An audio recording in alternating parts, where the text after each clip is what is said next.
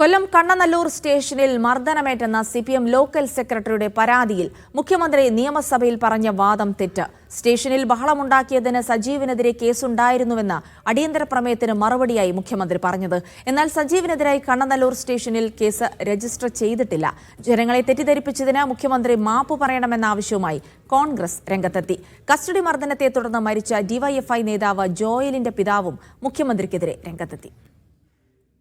കൊല്ലം Kannanallur police സ്റ്റേഷനിൽ പരാതിക്കാരിയോടൊപ്പം സ്റ്റേഷനിലെത്തിയ സജീവ് എന്നയാൾ police ഉദ്യോഗസ്ഥനോട് കയർത്ത് സംസാരിക്കുകയും പിന്നീട് വീണ്ടും സ്റ്റേഷനിലെത്തി ബഹളം ഉണ്ടാക്കുകയും ചെയ്ത സംഭവത്തിൽ ക്രൈം നമ്പർ 1338/2025 കേസ് രജിസ്റ്റർ ചെയ്തിട്ടുണ്ട്.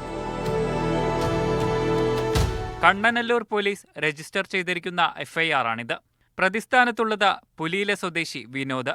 കുറ്റമാകട്ടെ മദ്യപിച്ച് പൊതുസ്ഥലത്ത് ബഹളമുണ്ടാക്കി ആളുകളെ അസഭ്യം പറഞ്ഞു എന്നിവ. വിനോദും ഭാര്യയും തമ്മിലുള്ള പ്രശ്നത്തിൽ മധ്യസ്ഥതയ്ക്ക് സജീവ് ഇടപെട്ടു എന്നുള്ളത് മാത്രമാണ് ഈ കേസുമായുള്ള ബന്ധം. ഇതിനായി സ്റ്റേഷനിലെത്തിയപ്പോൾ പോലീസ് ഉദ്യോഗസ്ഥൻ മർദ്ദിച്ചു എന്നതാണ് സജീവിന്റെ പരാതി. മുഖ്യമന്ത്രി സഭയിൽ പറഞ്ഞത് പച്ചക്കള്ളമെന്നും തെറ്റായ കാര്യങ്ങൾ എഴുതിക്കൊടുത്ത പോലീസ് മുഖ്യമന്ത്രിയെ കബളിപ്പിച്ചെന്നും കോൺഗ്രസ്. മുഖ്യമന്ത്രി എഴുതി കൊടുത്തത് വായിക്കുന്നത് ഒരു സമീപനമാണ് ഉണ്ടായിട്ടുള്ളത്. പോലീസുകാർ പറ്റിച്ചതാണോ അതോ മുഖ്യമന്ത്രി മനഃപൂർവ്വം ജനങ്ങളുടെ മുഴുവൻ കബളിപ്പിക്കുന്നതിന് വേണ്ടി ഈ വിവരം പറഞ്ഞതാണോ എന്നുള്ളതാണ് പ്രസക്തമായിട്ടുള്ള ചോദ്യം. സ്വന്തം പാർട്ടിയിലെ ലോക്കൽ കമ്മിറ്റി സെക്രട്ടറിക്കെതിരെ തന്നെ മുഖ്യമന്ത്രി തെറ്റായ വിവരം പറഞ്ഞതിൽ സജീവിനോട് അടുത്ത നേതാക്കൾക്കും അതൃപ്തിയുണ്ട്.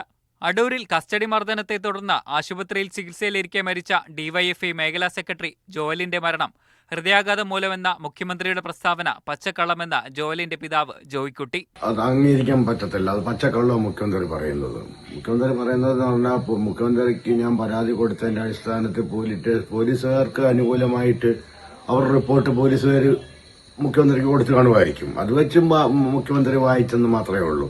ഇടതുഭരണം നടക്കുമ്പോൾ സംഭവിക്കാൻ പാടില്ലാത്തതാണ് സംഭവിച്ചതെന്നും കസ്റ്റഡി മർദ്ദനം ഉണ്ടായിട്ടില്ലെങ്കിൽ പോലീസ് സ്റ്റേഷനിലെ CCTV ദൃശ്യങ്ങൾ പുറത്തുവിടാൻ സർക്കാർ ധൈര്യം കാണിക്കണമെന്നും ജോയിക്കുട്ടി പ്രതികരിച്ചു. മീഡിയ 1 പത്തനംതിട്ട.